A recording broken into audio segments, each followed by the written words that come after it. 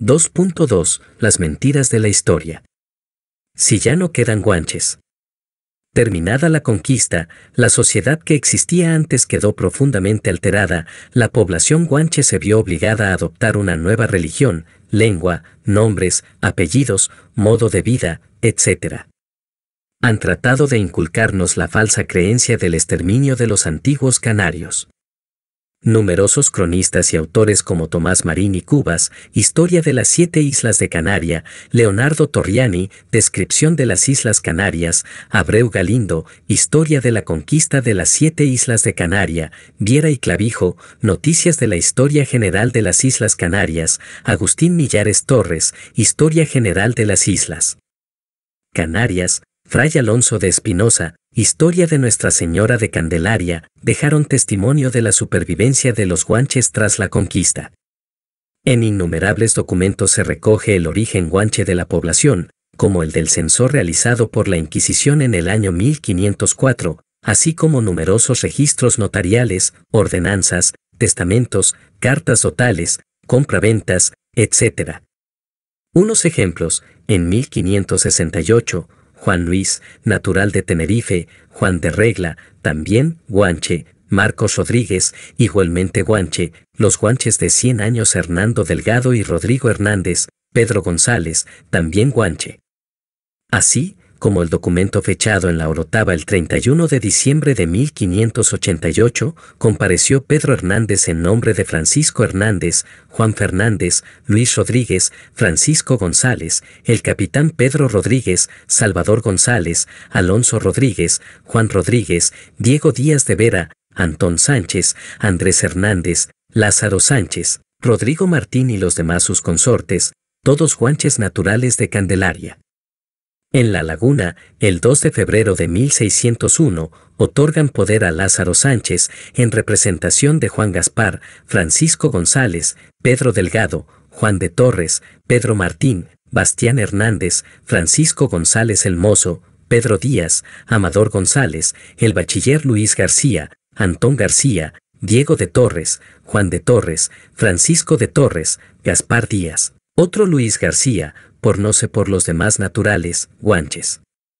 También se puede constatar en las datas de repartimiento de tierras otorgadas a guanches y otras concesiones, por cuanto Pedro Manín Hidra, canario de la Gran Canaria, por servir a sus altezas en defensión de nuestra Santa Fe Católica. Juana Sánchez, también canaria, lo cual vos do porque trabajó vuestro marido en la conquista y vos quedastes viuda. Los colonizadores no encontraron las riquezas que esperaban obtener y no solo se fueron, sino que el lujo de nuevos colonos se detuvo y se encaminó rumbo al recién descubierto continente americano, ya que un territorio fragmentado como el archipiélago no disponía de los grandes atractivos y riquezas del Nuevo Mundo. Canarias sin oro, sin plata, sin metales, sin abundancia de agua, con una geografía abrupta y adversa, no era comparable a los metales, piedras preciosas, extensas tierras fértiles, grandes bosques y nuevos alimentos que América podía ofrecer. Según Escudero, hasta que hubo nuevas en el descubrimiento de las Indias Occidentales, que no quedó ninguno de los que vinieron después. Muchos soldados vendieron sus recién adquiridas posesiones y regresaron a sus lugares de procedencia. Después de sosegada la isla de Tenerife, la última en conquistar, los más de los soldados se volvieron a Castilla a sus casas. A los peones y pagados se les dieron asimismo tierras y agua según su servicio, y estos las vendieron y fueron. El que tenía con qué irse no se quedaba porque había guerras civiles en Granada.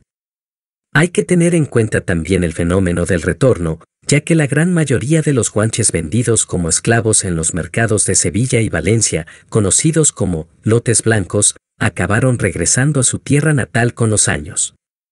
Este retorno de esclavos canarios desde España, más o menos consentido, llegó a alarmar a los propios conquistadores, que elevaron sus quejas a los soberanos de Castilla, ante el infundado temor de un levantamiento general.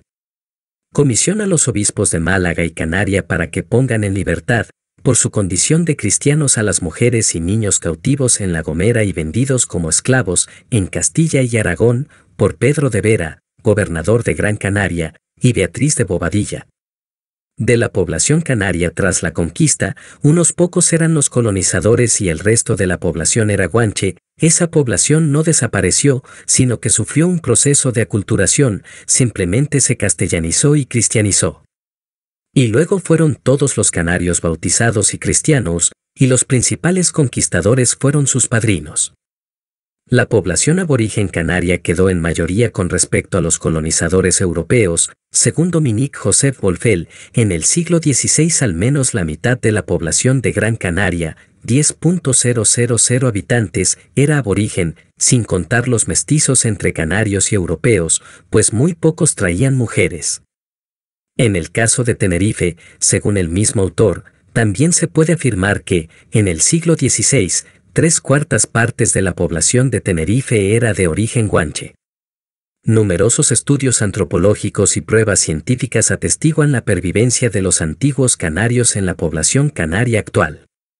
Glass, en el siglo XVII, Berneau, Bercelat, Chili Naranjo y Bettencourt Alfonso, en el XIX, y en el siglo XX, Fischer, Wolfel, Wiedetzky, Investigaciones antropológicas en las Islas Canarias, Wenninger, Fuste, algunas observaciones acerca de la antropología de las poblaciones prehistórica y actual de Gran Canaria, Rossini Camps, entre otros eminentes investigadores, expusieron en sus escritos la supervivencia de la población guanche.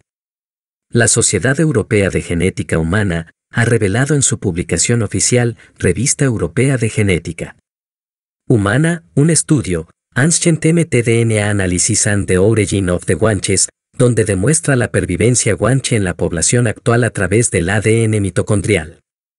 Demuestra que, a pesar de los continuos cambios sufridos por la población, la colonización española, el comercio de esclavos, el ADN mitocondrial de los linajes aborígenes constituyen una proporción considerable de la reserva genética de Canarias. Los más destacables, por encima de todos, serían los factores de tipo étnicos. Como sabemos, los legítimos y primeros pobladores del archipiélago canario fueron individuos de la cultura amazigho-bereber. Estos asentamientos en suelo canario datan del SVAC.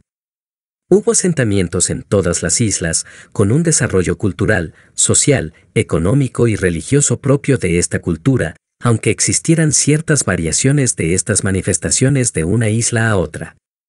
Por estudios realizados en la población canaria se determina que, a día de hoy, pervive nuestro pasado guanche. Amazigh. La más destacada característica de los aborígenes canarios es la proporción extraordinariamente alta del grupo sanguíneo 0. Proporciones tan altas no se conocen en poblaciones europeas vivas. Sin embargo, se acercan mucho a los primitivos canarios las tribus bereberes del Alto Atlas, en los cuales el grupo sanguíneo 0 llega hasta 78% y en algunos casos hasta el 80%. Las relaciones entre los primitivos canarios y los bereberes también queda confirmada en el aspecto serológico, Wiedetzky, 1963. En la actualidad y según un estudio realizado en el 2003, el ADN mitocondrial indígena representa un porcentaje importante, 42 a 73%, en Canarias. Según los datos históricos y antropológicos obtenidos en las islas, desde finales del siglo XVI, al menos 2/3 de la población canaria tienen un sustrato indígena. La pervivencia genética de los antiguos canarios en la población actual es una evidencia, pero también existe un legado etnográfico vigente que ha pervivido a pesar de los siglos transcurridos y la fuerte aculturación. La pervivencia en aspectos étnicos, gastronómicos, deportivos, toponímicos, lingüísticos, tradiciones, sincretismo, etc., es una realidad. Es nuestro deber denunciar la mentira histórica de la desaparición de los guanches, difundida interesadamente por el poder colonial aprovechando el desconocimiento de la población acerca de nuestra propia historia. Una tergiversación que llegó a su máximo apogeo durante el franquismo, cuando bajo la ideología al menos 2/3 de la población canaria tienen un sustrato indígena. La pervivencia genética de los antiguos canarios es una evidencia, pero también existe un legado etnográfico que ha pervivido a pesar de los siglos. Del fascismo español, se trató aún más de borrar nuestra identidad dando un origen español a la población precolonial. Sin embargo, se puede caer también en el error de pensar que sin el origen indígena excluiríamos la realidad colonial o que las personas que no tengan dicho origen no pueden ser parte activa de esta nación y de su lucha por la independencia. Nada más lejos de la realidad. Hay muchas personas nacidas fuera de nuestro país que se consideran más canarios y defienden y luchan más por este pueblo que otros canarios nacidos en nuestra tierra. ¿Cómo tienes apellidos españoles? Durante y después de la conquista se procedió al bautismo y conversión al cristianismo de la población guanche. Al recibir el bautismo les imponían un nuevo nombre y solían ponerles los apellidos de los padrinos, que eran conquistadores, párrocos y también señores a los que iban a servir bajo un régimen de servidumbre o esclavitud. Se platicó sobre razón que se debía pregonar que los guanches de esta isla egomeros tuviesen sus habitaciones e viviendas en los poblados, por manera que fuesen bien acostumbrados y adoctrinados en la fe, porque oyesen misa y las horas y especial las criaturas que sepan cómo han de vivir y sean puestos en camino de ser buenos cristianos, y todos se confiesen. Francisco Ávila o Dávila fue un guanche de Tenerife, bautizado con dicho nombre impuesto por su padrino el conquistador homónimo y que pasó luego a residir a Galdar, casado con la también indígena Juana Fernández, con la que tuvo larga descendencia. Los conquistadores impusieron sus apellidos permitiendo únicamente a algunos miembros de la nobleza guanche adoptar apellidos que tenían relación directa con su estirpe como Arucas, Bencomo, Guanche, Oramas, Tacoronte, Tejeda. Los apellidos con mayor frecuencia en Canarias, como primer apellido son Rodríguez, González y Hernández. El investigador Francisco García Talavera Casañas ha concluido que la mitad de los apellidos canarios son de origen portugués y que muchos de los aborígenes guanches de Tenerife adoptaron, en muchos casos, los tres apellidos mencionados. Guanches bautizados de otras islas fueron reclutados para formar parte de las tropas conquistadoras. Dichos reclutas también contribuyeron a la propagación de los apellidos de los conquistadores en el resto de islas. Juan de Santa Ana fue un indígena de Gran Canaria durante y después de la conquista se procedió al bautismo de la población guanche. Se les imponía un nuevo nombre y solían ponerles los apellidos de conquistadores, párrocos y también de los señores a los que iban a servir.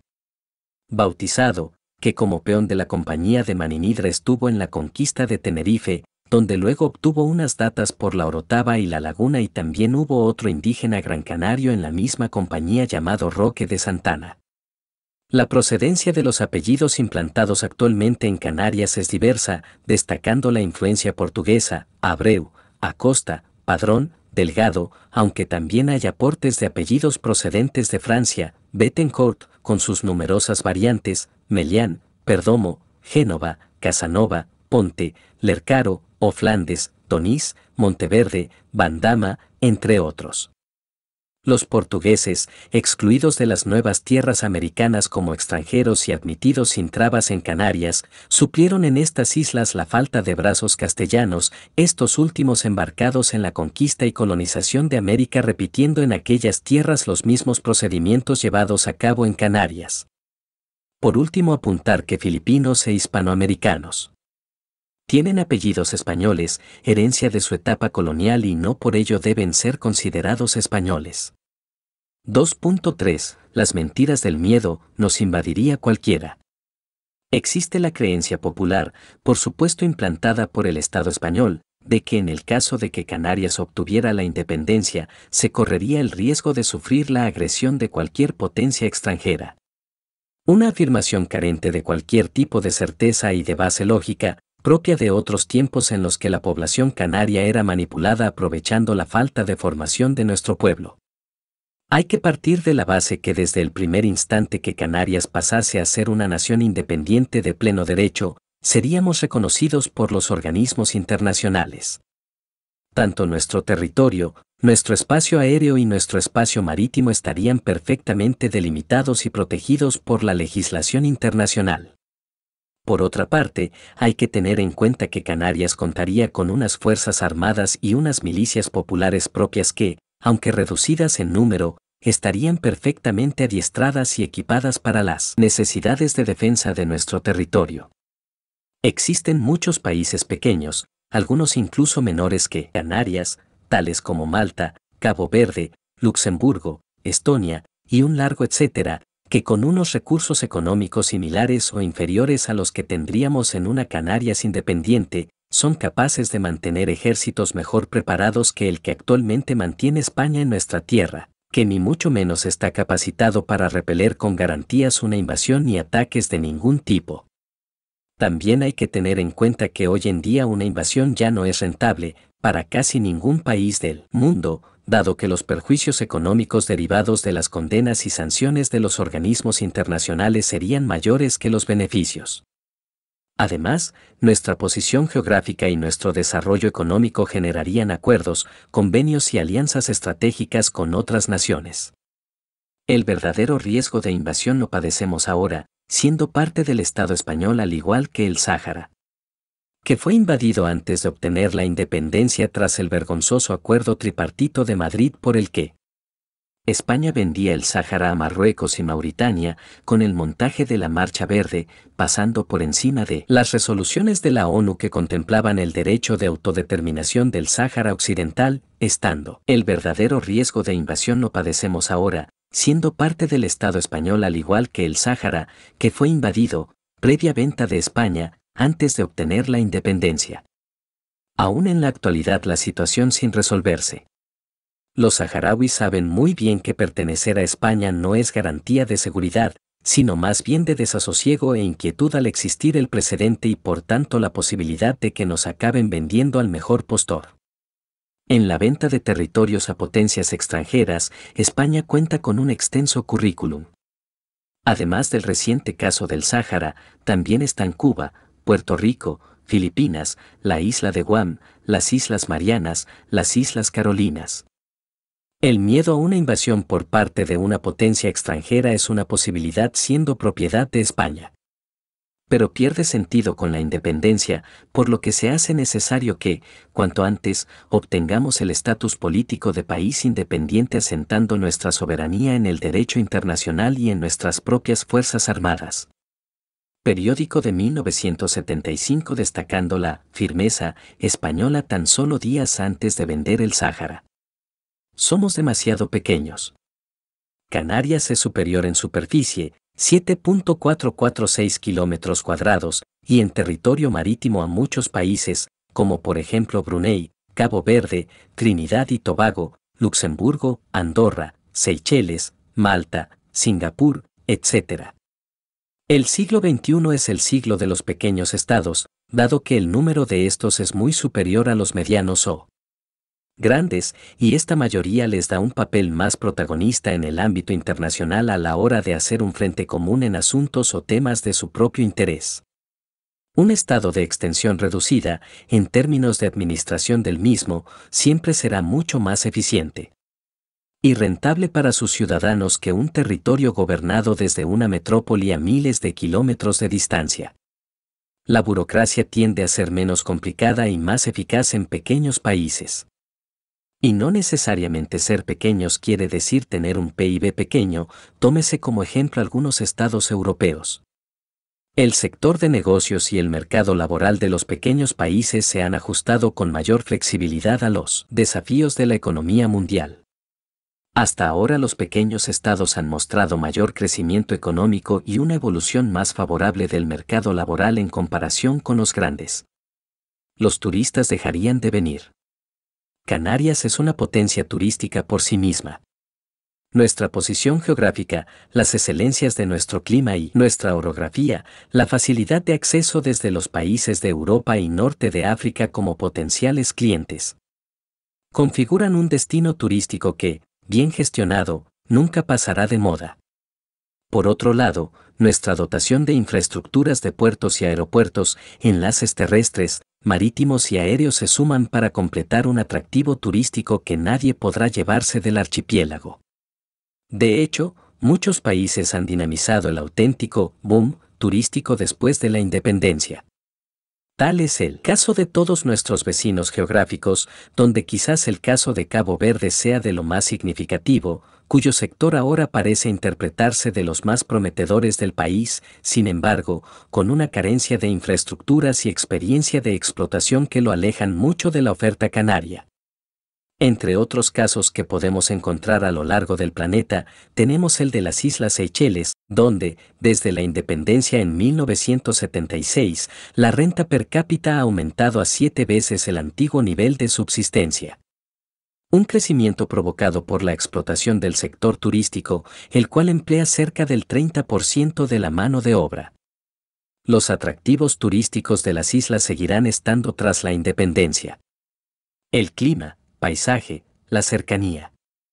A los centros emisores sumado a infraestructuras de puertos y aeropuertos, enlaces terrestres, marítimos y aéreos y proporciona más del 70% de los ingresos en divisa del país, mientras que en la época del colonialismo inglés era casi inexistente este sector económico.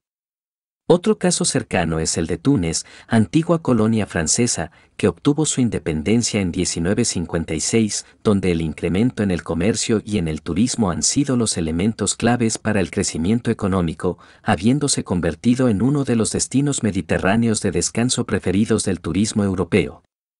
Con todos estos ejemplos, y sin dejar de contemplar el atractivo real que supone hacer turismo en Canarias, donde todo lo que para nosotros es natural es considerado exótico por el potencial cliente europeo, con tan solo cuidar la calidad y el territorio, como solo los habitantes del archipiélago cuidaríamos, se puede garantizar que es posible mantener el mercado turístico o incluso mejorar la actual oferta adaptándola a los nuevos tiempos y ampliándola a nuevos países.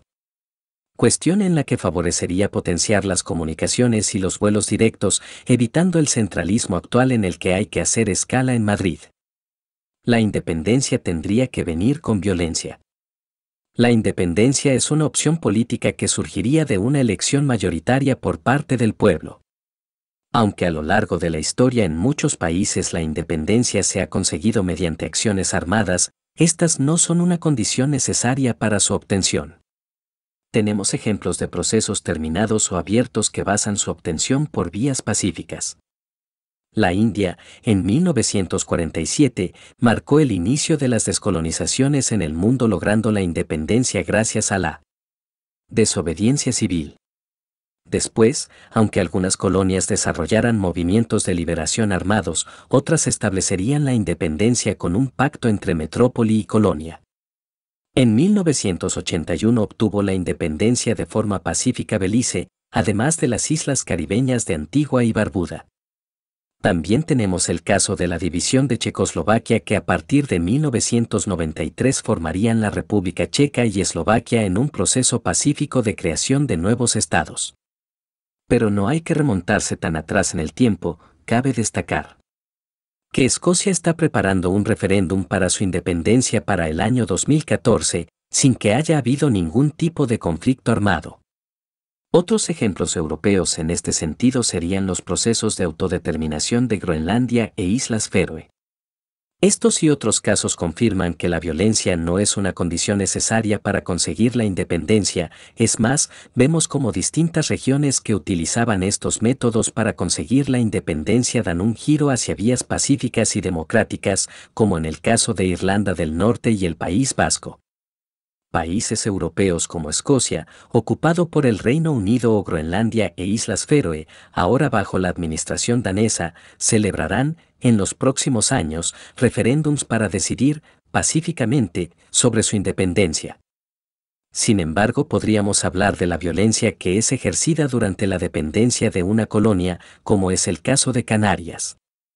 Se trata de una violencia que afecta directamente a la vida de sus habitantes, condenándolos al subdesarrollo y a la miseria por conveniencia de los intereses extranjeros, una agresión mayor si cabe sabiendo que Canarias tendría más oportunidades gestionándose por sí misma. La negación de un derecho de todo pueblo como es el derecho a gobernarse por sí mismo también es una forma de violencia, un derecho democrático reconocido internacionalmente que convierte a los estados que no lo respeten en una auténtica dictadura. 2.4. Las mentiras de la desmovilización, los políticos robarían igualmente. La corrupción se ha normalizado en el entorno político y social del Estado español. Nos hemos acostumbrado a que la clase política se enriquezca impunemente mientras nos exige a la ciudadanía un modelo de conducta digno y honrado. El Poder Ejecutivo, en algunos casos amparado por el Poder Judicial y, por supuesto, el legislativo, ha convertido la política en una forma de lucro a costa de las miserias del pueblo. Creemos que no es necesario enumerar ahora la cantidad de casos cada vez más numerosos de corrupción, que además acaban sin ningún tipo de responsabilidad penal para los acusados, evidenciando así una justicia que no es igual para todos. Mientras dejan libres a los mayores ladrones, a la persona que roba para comer le cae todo el peso de la ley. En Canarias, por desgracia, no es diferente. Como todos sabemos, históricamente la burguesía y sus representantes políticos a lo largo de los siglos han actuado siempre como bisagra entre Madrid y el pueblo canario. A los de allá los asustan con la independencia y el falso nacionalismo hecho a medida, y a los de aquí se nos entusiasma con la idea de que luchan por los intereses de toda Canarias. Jugar con doble baraja ha sido la fórmula perfecta para permanecer en los círculos de poder. Todo esto viene a cerrar un binomio de intereses. España tiene a la clase política y a la ciudadanía canaria bajo control, y la clase política canaria se mantiene aferrada al poder defendiendo los intereses de la burguesía canaria gracias a concesiones y favores desde Madrid. Pero, ¿y el pueblo canario? El pueblo canario es, como siempre a golpe de azada, de andamio o de limpieza de baños en hoteles, el que aporta la fuerza de trabajo, los recursos naturales y, como no, el que sufre las consecuencias de ese mal. Sería un error permitir que la responsabilidad de gobernar el nuevo Estado canario recayese en los mismos representantes caciquiles de siempre. Al contrario, tendría que representar al conjunto de la población canaria. Nosotros, como nuestros antepasados, somos las bestias de carga para la burguesía local y para Madrid. Necesariamente, esto no debe continuar así una vez reconocida la independencia y la formación del Estado canario.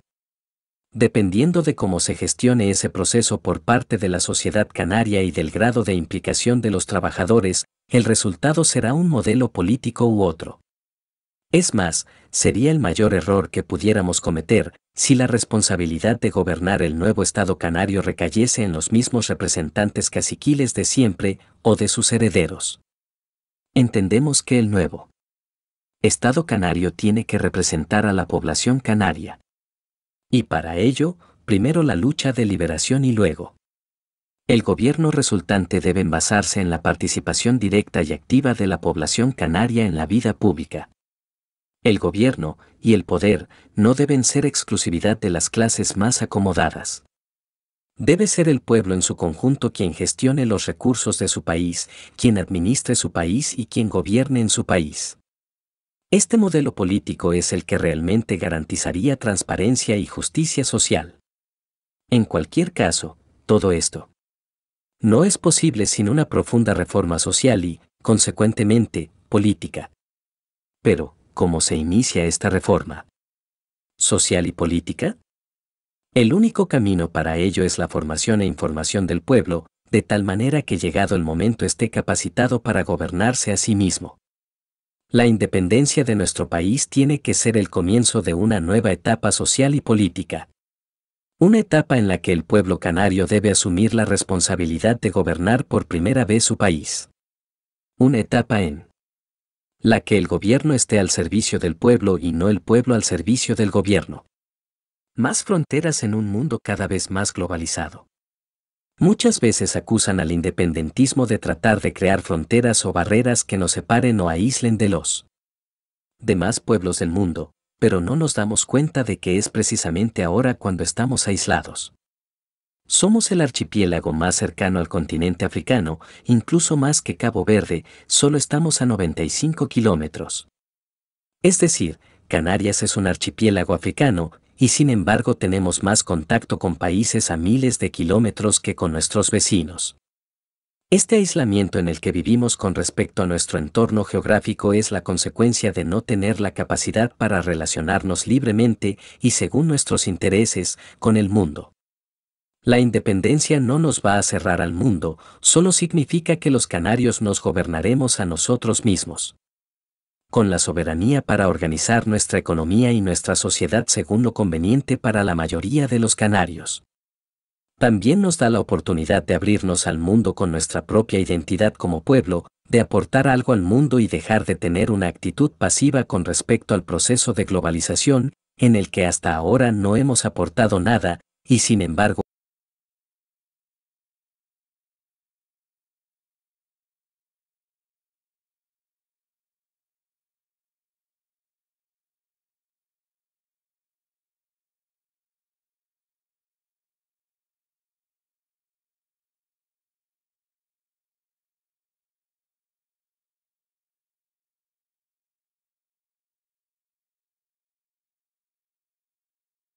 hemos recibido y copiado de todo. Pero para ser nosotros mismos primero tenemos que cortar la dependencia y situar nuestra cabeza donde tenemos los pies, en Canarias, no en Europa. Más allá de esto, la globalización neoliberal actual no responde a los verdaderos intereses de los pueblos del mundo, sino al propio sistema capitalista y al imperialismo de algunas potencias que no buscan sino el beneficio empresarial de las grandes multinacionales y la consolidación de un mundo económica y políticamente injusto y desequilibrado. Además, la globalización actual no es solo económica, sino también cultural. Tiene un carácter homogenizador que bien podría ser tachado de colonialismo cultural, asimilando y devorando culturas, incluso cambiando e induciendo pensamientos, por ejemplo por medio de industrias como Hollywood. Esto no quiere decir que se esté cerrado a los intercambios culturales, sino a los procesos que hacen desaparecer culturas imponiendo otras. La globalización que queremos es una globalización en la que los pueblos del mundo se relacionen libremente. Que no sirva de vía para la explotación global, sino que fomente el desarrollo mutuo de los pueblos respetando la soberanía y las características culturales y sociales de cada uno. La independencia no nos va a cerrar al mundo, solo significa que los canarios nos gobernaremos a nosotros mismos. 3. Problemas de la dependencia. Más de 500 años después de la conquista e incorporación a la corona de Castilla de nuestro país, seguimos soportando las consecuencias de aquel nefasto hecho. Hoy, en Canarias subsisten problemas derivados de nuestra situación de pertenencia a España y nuestra falta de soberanía para decidir sobre aspectos cruciales de nuestro desarrollo político, económico y social como nación. Tanto es así, que podemos decir que si nuestra historia ha estado plagada de hambrunas, miseria y emigración. Nunca como hoy se vieron tan claramente las contradicciones en un país rico como el nuestro, que corre el peligro de ver, nuevamente, cómo gran parte de su población sufre la exclusión social, la miseria y el hambre, mientras la riqueza que se genera en nuestro territorio es expoliada ante nuestros ojos. Un país rico que pasa hambre en la actualidad. Canarias alberga índices alarmantes de exclusión social y pobreza, que doblan a los del Estado y son muchísimo mayores que los de la Unión Europea. Los trabajadores y trabajadoras de Canarias, a pesar de ser los que más trabajamos de todo el Estado, somos los que menos cobramos.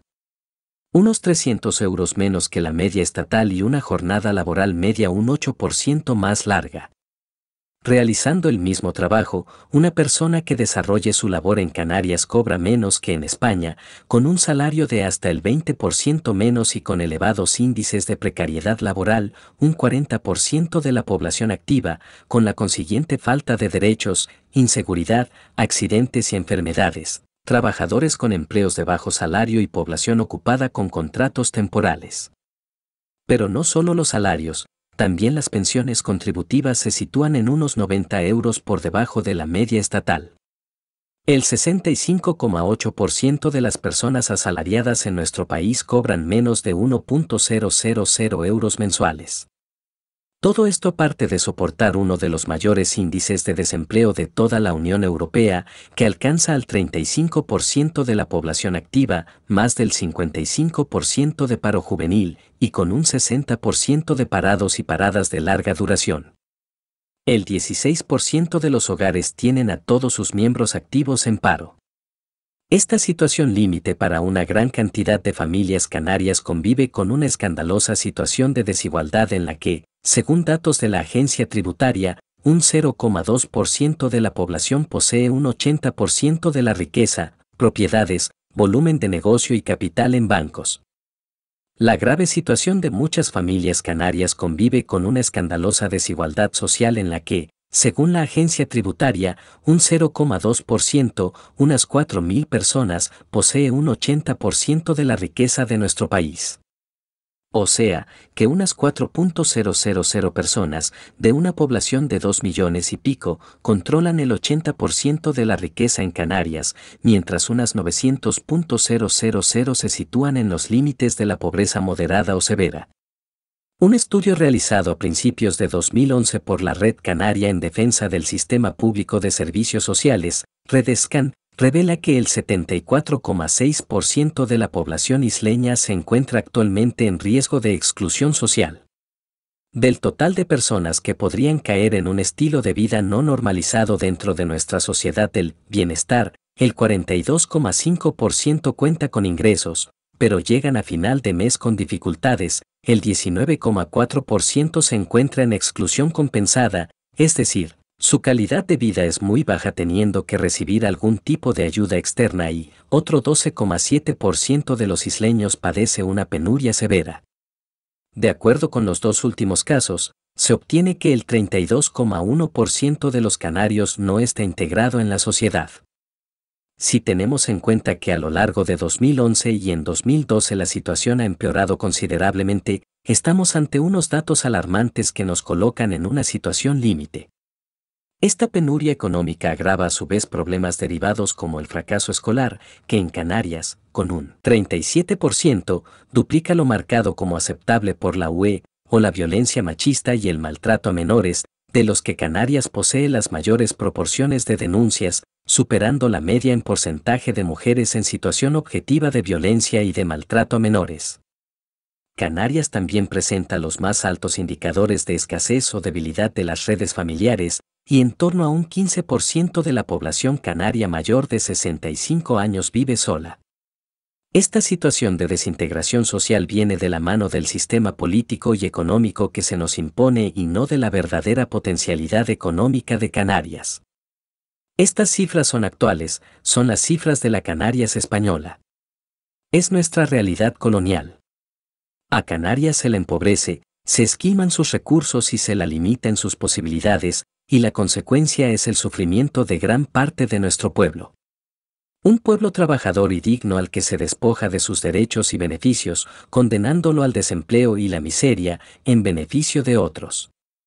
La desigualdad en el reparto de la riqueza y el que los beneficios que se producen en el archipiélago se fuguen directamente al exterior son las principales causas que condenan a la población canaria a un nivel de vida muy por debajo de la media estatal y europea, y lo que todos los canarios y canarias debemos tener en cuenta, muy por debajo de nuestras posibilidades reales. Una economía al servicio de los de fuera. La economía canaria es una economía dependiente y colonial. O sea, es una economía donde agentes externos como el Estado español, las multinacionales del turismo o la alimentación, la banca y agencias de seguros y las medianas empresas foráneas, españolas fundamentalmente, obtienen y reportan a sus países de origen el máximo beneficio, sin tener en cuenta las necesidades o el futuro de nuestro pueblo. Así, desde la conquista y ocupación de Canarias por el ejército colonizador, se nos ha condenado a producir lo que a otros les interesaba que produjéramos y a consumir lo que a otros les beneficiaba que consumiéramos. Además, se nos ponían trabas sistemáticamente a cualquier relación comercial con las nuevas naciones de América o con los países de la costa africana, fomentando nuestro aislamiento y dependencia y limitando el desarrollo de sectores económicos como el comercio. En nuestro país, hoy, al igual que ayer, agentes foráneos hacen negocio, explotan y expolian nuestros recursos sin tener en cuenta nuestros intereses o necesidades, hipotecando nuestro futuro. El sistema de explotación colonial español en las Islas Canarias impuso, durante toda nuestra historia e impone en la actualidad, monocultivos económicos que han arrasado en buena medida nuestro país. Para el cultivo de la caña de azúcar tras la conquista, construcción de barcos e ingenios azucareros y como combustible para los mismos, se talaron bosques inmensos y se agotaron los acuíferos de manera brutal, canarios y esclavos trabajaban para el inversor europeo. El esquema se perpetuó con una estructura caciquil y feudal que obligó durante siglos a los isleños a emigrar cíclicamente, huyendo del hambre y la miseria. La destrucción del territorio y los tiempos de esclavitud persistieron con otros monocultivos como el vino, la cochinilla, el plátano y el tomate. Hoy, los sectores económicos primarios están siendo desmantelados casi en su totalidad con la imposición de un turismo depredador, de masas y de escasa calidad que se encuentra en manos de empresarios españoles y europeos en su inmensa mayoría. Con la globalización neoliberal y neocolonialista, la economía canaria está más hipotecada y es más frágil que nunca en la historia. La esquilmación de recursos, la irreversibilidad de la destrucción del territorio y el paisaje marcan la diferencia con las consecuencias de otros monocultivos a lo largo de nuestra historia. Centrar la economía en la sobreexplotación turística, condenándonos a un nuevo monocultivo, es un efecto macabro de la economía colonial en nuestro país, pues no hemos podido controlar cuánto ni qué turismo nos convenía para nuestra economía, masificando y destruyendo buena parte de las costas y ocupando los mejores suelos a cambio de casi nada. Es decir, nuevamente se utiliza nuestro territorio, nuestros recursos y nuestra mano de obra barata. Pero de las riquezas que se generan, más de las 3/4 partes se van fuera. La sobreexplotación turística ha generado una economía hipertrofiada, constituyendo la actividad turística el 70% del total de la economía. Y en esta situación de falta de soberanía, ni siquiera podemos utilizar esta masiva afluencia de turistas como motor de otros sectores económicos como la agricultura, la pesca, la industria agropecuaria, textil, cultural, etc. Por el contrario, el monocultivo del turismo o el turismo mal desarrollado en una economía como la canaria ha generado un drenaje de recursos del resto de la economía, tanto de inversión, humanos o físicos, ayudas fiscales, subvenciones, etc., hacia sí mismo. Y si, como es nuestro caso, la industria turística se encuentra mayoritariamente en manos de extranjeros, la contradicción es evidentemente sangrante. El resultado de todo ello podría condicionar e inhibir la diversificación económica del territorio en cuestión y redundar en la centralidad del turismo, lo que originaría una situación. La sobreexplotación turística ha generado una economía hipertrofiada, constituyendo la actividad del sector terciario, el 70% del total de la economía, de dependencia casi total de los lujos turísticos. Cualquier oscilación a la baja en los mismos produce recesiones de inmediato en la economía local. Como vemos, la economía de un país está marcada por su estatus administrativo y la privación de soberanía hace que los habitantes de ese país no tengan el control sobre la misma y, por lo tanto, sobre su futuro.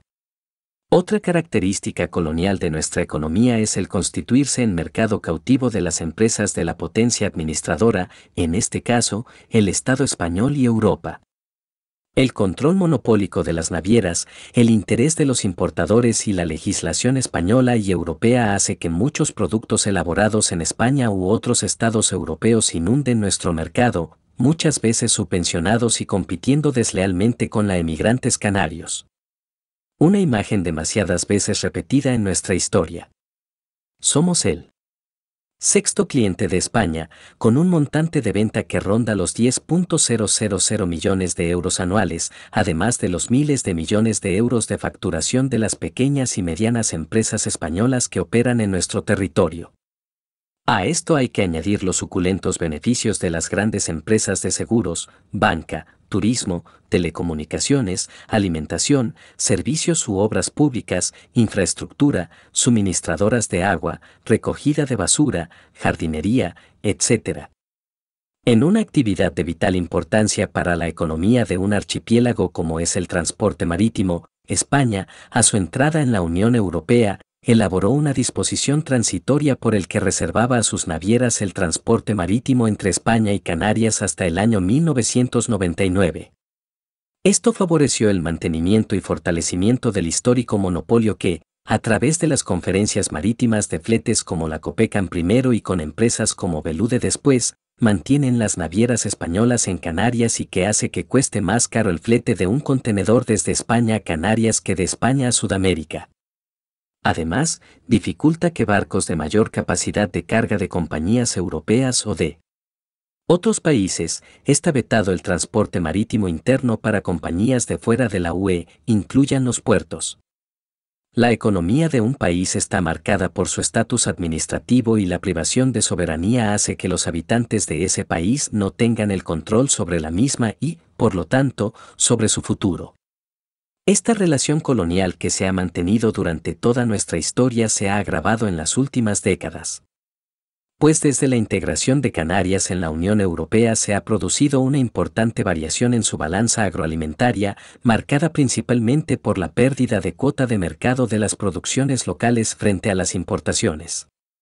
La incorporación a Europa y la posterior legislación europea para las RUP, el POSEI, han causado efectos muy negativos sobre la producción agropecuaria local, pues se ha primado los intereses de los importadores a los intereses del sector productivo de las islas, lo que ha provocado un abandono gradual del campo, creando mayor dependencia e inseguridad alimentaria.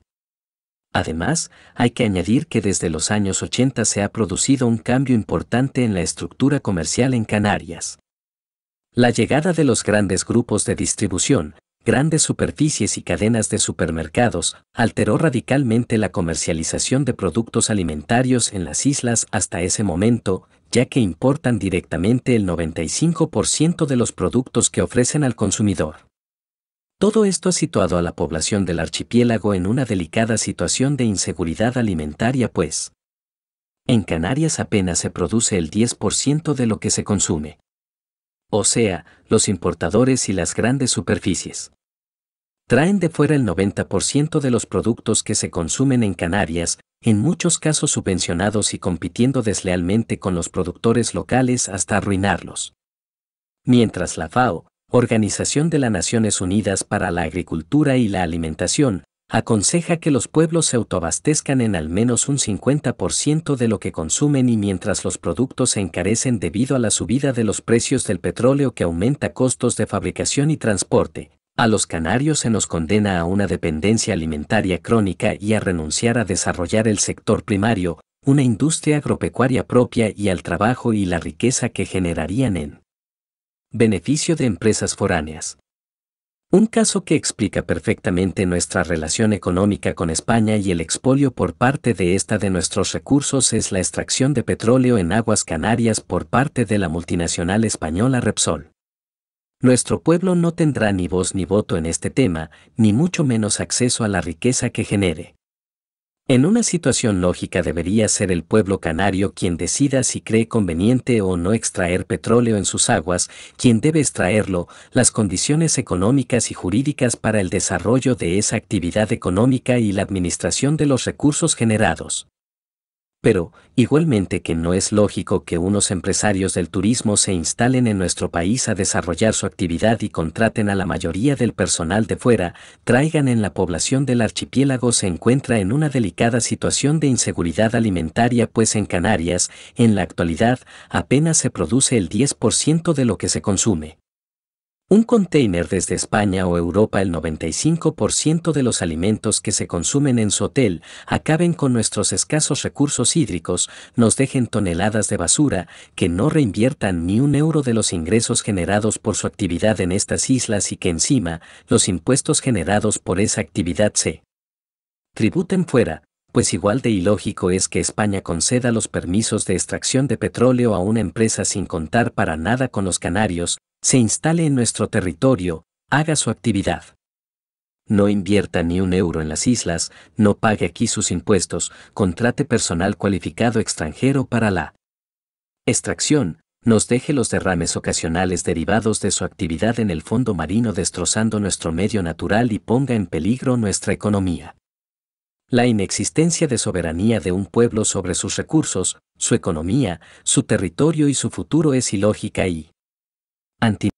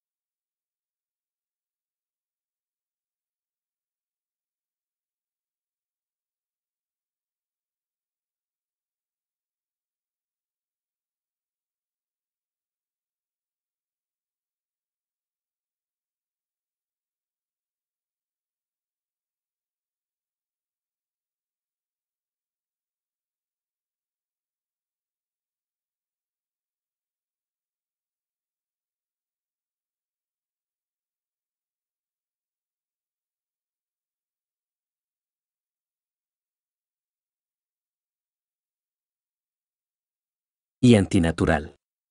Este tipo de relación colonial en una nación como Canarias es un anacronismo que nos llevará de nuevo a la ruina y a la miseria, como ha ocurrido en innumerables ocasiones de nuestra historia. Afirmamos, por tanto, que el principal obstáculo para el normal desarrollo de la economía canaria es su pertenencia política a España, que nos utiliza como mercado cautivo de sus productos alimentarios y su industria, y como en una situación lógica debería ser el pueblo canario quien decida si cree conveniente o no extraer petróleo en sus aguas, quien debe extraerlo y las condiciones económicas y jurídicas para el desarrollo de esa actividad económica. Una importante fuente de ingresos para sus empresas y para el Estado por medio de los impuestos de la actividad turística en las islas, que nos impide administrar soberanamente nuestros recursos, legislando nuestras condiciones a las multinacionales turísticas y ordenando nuestra economía, teniendo en cuenta solo nuestros intereses. Recursos expoliados y territorio destruido. El modelo económico colonialista y depredador de recursos que se ha implantado en Canarias ha generado problemas debido a una actividad económica sin control y totalmente especulativa. Los problemas medioambientales son un ejemplo de que es totalmente incompatible el sistema económico impuesto en Canarias con la gestión sostenible del territorio, incompatible con el futuro de nuestro país. El objetivo de los agentes económicos y políticos que operan en este territorio desde la conquista es obtener el mayor beneficio en el menor tiempo posible a costa de lo que sea. Agentes económicos y políticos que son, en su gran mayoría, ajenos a ese territorio, a su futuro y a la calidad de vida de sus habitantes, y que cumplen a rajatabla el manual del colonialismo de saquear las materias primas y recursos naturales de un territorio a la vez que utiliza la mano de obra, lo más barata posible, del colonizado. Por eso la relación entre economía y ecología en nuestro país ha sido una relación plagada de despropósitos. Así, tras la conquista, la imposición de la caña de azúcar como monocultivo en el archipiélago trajo consigo la depredación de los bosques isleños. Más tarde, la implantación del monocultivo del plátano y el riego a manta traería consigo el gasto de ingentes cantidades de agua en un territorio que carece de ríos o lagos. La utilización para el riego de agua potable extraída de galerías y pozos puede pasarnos factura en un futuro no muy lejano. Según los expertos, cada año baja varios metros el nivel freático de los acuíferos. Hemos estado desperdiciando agua potable en cantidades irreparables. Pero, es a partir de la década de los 70, con la implantación del turismo como nuevo monocultivo, cuando se generaliza el deterioro de casi la totalidad de nuestro territorio nacional por la sobreexplotación turística. Se realizan construcciones desde la costa hasta la montaña, ocupando irreversiblemente los mejores terrenos agrícolas, se esquiman drásticamente los acuíferos, ya dañados por cientos de años de agricultura intensiva de exportación, saturación de carreteras y espectacular aumento del parque automovilístico, se inunda la costa de playas artificiales, diques, paseos, y todo en solo algunas décadas. No estamos en contra de ninguna actividad económica, pero bien desarrollada, acorde a la capacidad de una región y a las necesidades de sus habitantes. Un turismo planificado para el futuro por los habitantes de un país jamás dañaría el territorio ni liquidaría los recursos naturales de la manera que se ha hecho en Canarias. Pero aquí no se ha pensado en el futuro sino en la especulación y enriquecimiento rápido de empresas multinacionales que junto al Estado español son los beneficiarios directos de la actividad turística. Otro recurso que nos han robado durante décadas es la pesca. Canarias, al no ser un Estado independiente, un Estado libre asociado o un territorio con autonomía plena interna, no tiene acceso a la zona económica exclusiva que nos daría derecho a faenar en las 200 millas, ampliable hasta 350, adyacentes a las islas. Unas aguas ricas en recursos pesqueros. Tras la venta del Sáhara de España a Marruecos y Mauritania en el año 1975, a través de convenios con Marruecos, flotas pesqueras de medio mundo han faenado y sobreexplotado las aguas canarias. Grandes arrastreros y buques factorías holandeses, españoles, coreanos, rusos, chinos y de demás nacionalidades arrasan con grandes masas de captura sin tener en cuenta tamaño, especie o cantidades. Un turismo planificado para el futuro por los habitantes de un país jamás dañaría el territorio ni liquidaría los recursos naturales de la manera que se ha hecho en Canarias. En este caso, la pertenencia a España nos impide acceder a un recurso que supondría miles de puestos de trabajo directos y decenas de miles indirectos en industrias conserveras y transformadoras que actualmente dan riqueza y trabajo en otros lugares. Se nos excluye hasta de la posibilidad de ser utilizados como mano de obra, pues el 95% de las capturas en el Banco Pesquero Canario Sahariano se procesa fuera. No somos nadie en nuestra tierra. A los problemas sociales y económicos derivados de nuestra situación de pertenencia a España, debemos sumar los problemas político-jurídicos, no menos importantes. Una inmigración incontrolada que ha superpoblado las islas en unas pocas décadas es uno de los primordiales. Desde la década de los años 70 del siglo pasado hasta hoy, se han instalado en las islas más de 1 millón de personas. 500.000 de ellas en los últimos 15 años. Crecimiento poblacional debido, en más de un 80%, a la inmigración, fundamentalmente de personas venidas desde España, Europa y en los últimos años también desde Sudamérica. Así, en Canarias tenemos una densidad de población de 300 /km superíndice 2, superando en las islas más pobladas, Gran Canaria y Tenerife, los 500 /km superíndice 2, cifras que quintuplican la densidad media estatal y que nos sitúan como uno de los territorios más poblados del mundo y se disparan si tenemos en cuenta que un 40% de su territorio es protegido. Este fenómeno migratorio, si tenemos en cuenta que en Canarias se mantiene un paro estructural de más de 250.000 personas desde hace décadas y que hoy supera las 350.000, es del todo irracional y que cualquier nación con capacidad de decidir hubiera controlado desde hace años. Canarias no tiene competencias para hacerlo y España no ha querido hacerlo, aun existiendo estudios de expertos en población y movimientos migratorios que alertan sobre la necesidad de frenar la instalación de foráneos en las islas. Esta segunda invasión ha llevado a que en algunas islas los canarios seamos minoría y nos sintamos, con razón, como extranjeros en nuestra propia tierra. Además, ha generado problemas como la saturación de servicios, el abaratamiento de la mano de obra, aumento del desempleo e incremento de la inseguridad alimentaria y energética. Esto último, para un archipiélago y en especial para el nuestro que, por razones antes expuestas dependemos en gran medida del exterior, es una grave irresponsabilidad política. El establecimiento en las islas de 500.000 foráneos en los últimos 15 años ha hecho sentir a muchos canarios como extranjeros en su propia tierra y ha impedido que los años de bonanza económica hayan servido para reducir las altas tasas de desempleo estructural del archipiélago. Pero si los anteriores problemas señalados pueden comprometer nuestro bienestar y nuestro futuro, el principal problema creado por el colonialismo en Canarias y que nos ha lastrado sobremanera es el mal gobierno y la corrupción política. Desde acabada la conquista se ha ido forjando en Canarias, propiciado por la corona española, un caciquismo pseudoburgués apoyado en una serie de privilegios y prebendas concedidas como premio a su papel de capataz o poder local sustentador y defensor de la unidad perpetua de Canarias al Estado español, de cómplices e intermediarios del colonialismo. De ahí medidas como el tributo en sangre, la división provincial, el puertofranquismo o de actual aplicación, el régimen económico y fiscal, REF, que incluyen instrumentos fiscales como la Reserva de Inversiones Canaria, RIC, por el cual los grandes empresarios en las islas tributan impuestos solo por el 10% de sus beneficios, mientras los trabajadores y pequeños empresarios lo hacemos por el 100% de nuestros ingresos, o el régimen especial de abastecimiento, REA, este último, que incluye subvenciones a los productos importados y que ha enriquecido aún más en pocos años a unos pocos importadores, arruinando a miles de agricultores y ganaderos de las islas e hiriendo de muerte a la producción local. En Canarias, en los últimos 15 años, se han establecido 500.000 foráneos.